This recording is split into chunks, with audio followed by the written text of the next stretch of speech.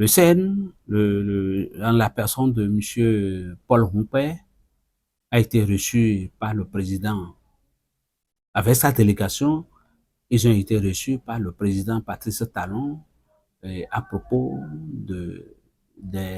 à propos des deux sujets, à propos de la révision de la Constitution et du Code électoral. Dans leur explication, la FCBE a été claire comme quoi la révision de la révision de la Constitution ne doit plus être touchée, en ce sens que cela a été déjà touché en 2019. Ça a fait beaucoup de polémiques, ça a fait beaucoup de discussions dans ce pays. Retoucher encore une seconde fois, c'est encore créer des tensions pour le peuple béninois.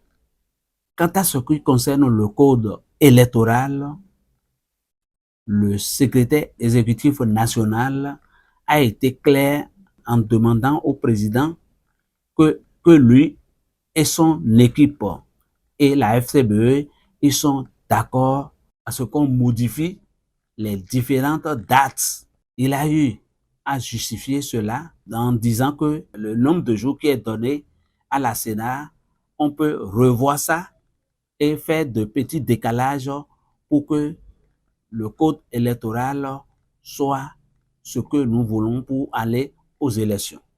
Il a eu à parler en ce qui concerne les, les élus qui vont parrainer les candidats de 2026 pour les élections présidentielles, communales et législatives de 2026.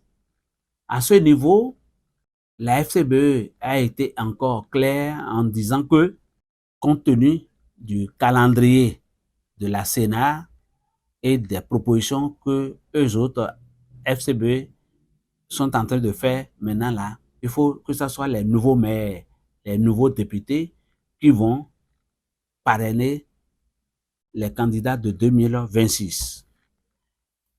Toujours dans ces propositions, il a eu à parler aussi des candidats qui sont loin de Cotonou, qui sont loin de la direction générale des impôts, qu'il faudrait que l'Assemblée nationale, avec la bénédiction du chef de l'État, du président Patrice Talon, qu'ils essayent de revoir le système afin que ces différents candidats qui seront peut-être de Natitengo, de Materi, de Malanville et autres là, il faut que qu'on arrive à décentraliser l'administration pour permettre à ces candidats depuis Malanville, depuis Kandi, qu'ils arrivent à obtenir les différents papiers qu'ils en auront besoin pour aller aux élections.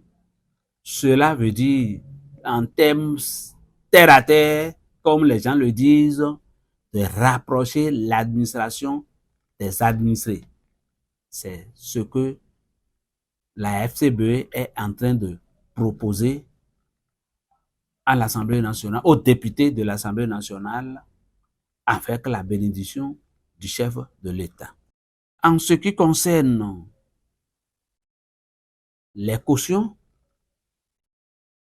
c'est des montants très importants qui secouent chaque candidat et chaque parti, parce que payer 163 millions 500 000, 18 millions, voire d'autres charges, d'autres dépenses, ce n'est pas facile pour les partis politiques, pour les candidats. Il a eu à demander à ce qu'on essaye de revoir ces montants-là pour permettre aux gens d'aller aux élections librement. Il a eu aussi à parler de projets de loi relatifs à la révision de la Constitution que les députés du bloc républicain ont déposé à la table des députés. Moi, Jérôme Affayon, je vais demander à tous ces députés du bloc républicain de retirer ce projet de révision de la Constitution pour que le pays soit tranquille parce que n'importe où que vous allez maintenant là, n'importe qui pose la question, qu'est-ce que vous êtes en train de dire pour la Constitution? Qu'est-ce que vous êtes en train de dire pour le code électoral? Que ça là, ça fait de polémique dans le pays, ça amène des discussions, ça amène les gens à ne plus se vaquer à leurs travaux quotidiens. Je veux dire, ça les empêche de travailler. Je demande aux députés du bloc républicain de retirer ça là de la table des députés pour que la paix revienne dans le pays. Parce que nous avons d'autres tâches, nous avons d'autres besoins, nous avons d'autres sujets plus importants que ça là. Bon, il faut parler du social, il faut parler de la ménagère, il faut parler des emplois. Nous avons encore d'autres problèmes. Les 1074 personnes qu'on a mis au dehors, les gens sont en train de parler de ça là. Donc ça fait vraiment de soucis pour le peuple béninois. Je reviens encore. Je demande aux députés du bloc républicain de retirer purement, simplement ce projet sur la table des députés.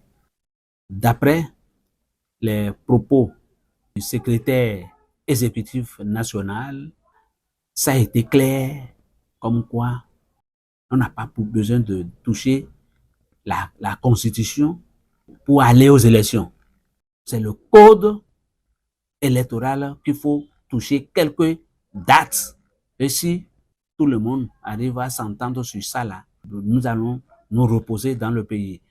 Je vais vraiment dire un gros merci à monsieur le secrétaire exécutif national.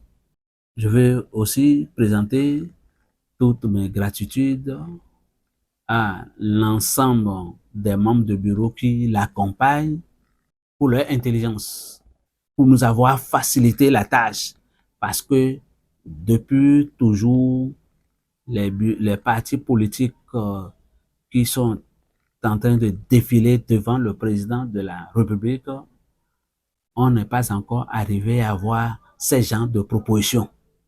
Je leur tire chapeau et je leur demande de toujours continuer sur cette lancée.